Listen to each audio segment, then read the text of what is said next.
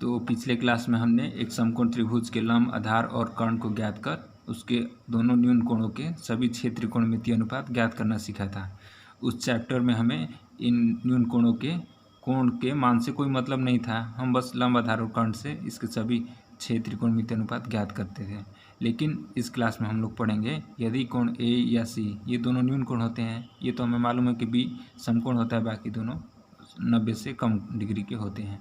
लेकिन कुछ ए या कोण सी के कुछ स्पेसिफिक कोण जब दिया रहेगा, या एक 0 डिग्री, 30 डिग्री, 45, 60, 90 डिग्री, तब इसके त्रिकोणमितीय अनुपात क्या होंगे, इसके बारे में हम इस क्लास में पढ़ेंगे।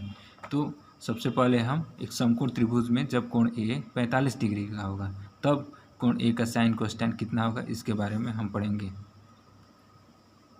तो हमने एक समकोण त्रिभुज ए बी सी बनाया, ठीक है। इसमें कोण ए को हमने 45 डिग्री मान लिया।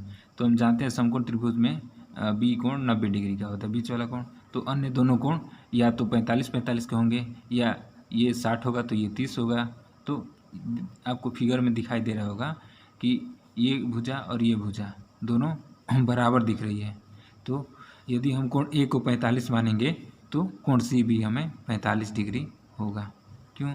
क्योंकि 45, 45, 90 और ये 90 कुल मिलाकर त्रिभुज के तीनों कोण का योग 180 होता है। तो जब दोनों कोण बराबर होंगे, दोनों न्यून कोण, उस स्थिति में इनके दोनों सामने की भुजाएं भी बराबर होगी, अर्थात ये भुजा और बराबर होगी इसके भुजा की। आइए इसे हम लिख देते हैं। हमने लिख दिया कोण ए यदि 45 तो कोण सी भी 45 डिग्री होगा। उस स्थिति में ये दोनों भुजाएं भी बराबर होती है, समझ गए। तो इसके बाद यदि हम मान लेते हैं ए बी को ए, तो बी सी भी ए होगा। तो पाइथागोरस प्रमेय से हमें ए सी का मान मिला a√2, ठीक है। ए स्क्वायर और ए स्क्वायर जोड़ेंगे तो 2a²। हम जानते हैं वर्गमूल के चिन्ह में यदि कोई संख्या स्क्वायर में होती है 2 बार ए गुणे तो वो ए एक बार बाहर हो जाता है और बचेगा √2। तब हम कोण ए का 45 डिग्री का लिखेंगे साइन, तो हो जाएगा लंब बटा में कर्ण, ठीक है। यहाँ हम ए न लिख के, चूँकि अब हमें कोण का मान ज्ञात है, इसलिए अब हम साइन 45 लिखेंगे, कॉस 45 या टैन 45। उसी तरह आगे कॉसेक 45, सेक 45 और कॉट 45 का मान हम इसी तरह निकालेंगे। तो साइन 45 के लिए लंब बटा में कर्ण लिख दिए। ये ए कट जाएगा, कितने बार में? एक बार में। तो साइन 45 का मान हमें ज्ञात हुआ a/√2। उसी तरह कॉस 45 के लिए आधार बटा में कर्ण, तो ये भी हमें 1/√2। उसी तरह टैन 45 के लिए भी a/a, कितना बार में? 1। ये तीनों मान होता है 45 डिग्री का साइन 45, कॉस 45 और टैन 45। ठीक उसी तरह कॉसेक 45 के लिए आप ज्ञात करने के लिए क्या होता था, फॉर्मूला 1 में साइन 45, ठीक है। कॉसेक 45 का फॉर्मूला 1 में साइन 45 मतलब 1 में √2।